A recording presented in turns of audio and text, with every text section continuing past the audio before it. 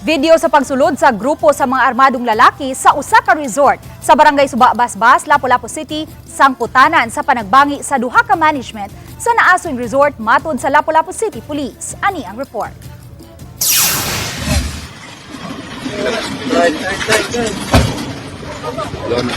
Mikatap karon sa social media kining post sa usa ka resort sa barangay Suba Basbas, Lapu-Lapu City diin makita ang pag-abot sa duha ka mga sakyanan luwan ang mga armadong lalaki nga nakabonet. Pugsano nilang gisulod ang resort ug daw mi take over. Mato ni Police Lieutenant Colonel Christian Torres, spokesperson sa Lapu-Lapu City Police Office, ang insidente nahitabo niadto pang Setyembre 25 dihang mi take over ang laing nagpailang tag-iya sa resort.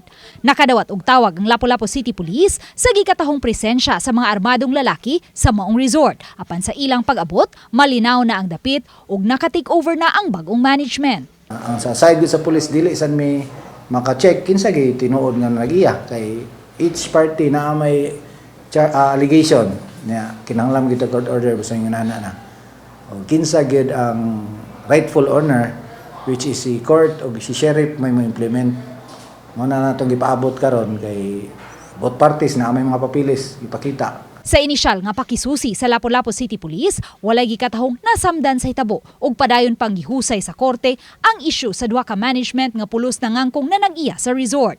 Sukad na hitabo ang insidente niadtong Setyembre 25, gikatahong wala una manawat ug mga guest ang naasoing resort. Nakasudra tong mga alleged nga mo take over nga wala may mga injuries nga mga nireklamo.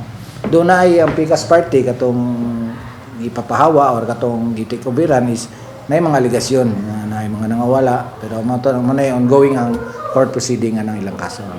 Giswayan sa RTV Balitang Bisdak, pagkuha ang habig sa admin sa page sa resort nga nagpost sa video apan wa kini mitubag sa among mga gipada nga mensahe. Hinuon sa naasoing page, may gipagawas kini nga public statement nga nangayo og pasaylo ngadto sa mga buot magpakisayod sa hitabo nga di pa sila makahatag og detalye kabahin niini tungod kay nagpadayon pa ang legal proceedings. Ilang gibutyag nga na-traumatize sila sa hitabo ug prioridad nila ang recovery ug well-being sa ilang mga staff.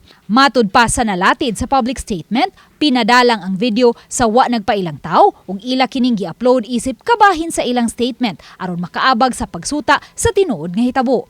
Gidasig nila ang publiko nga likayan lang una ang pagbisita sa resort. Samtang sa pagkakutlo ning balita, wala pa usab makuhae og habig ang management sa laing nagpailang tag-iya sa resort nga gikatahong maunay miduma karon. Uban ni Marlon Melgazo, Luan Merondina, Balitang Bisdak.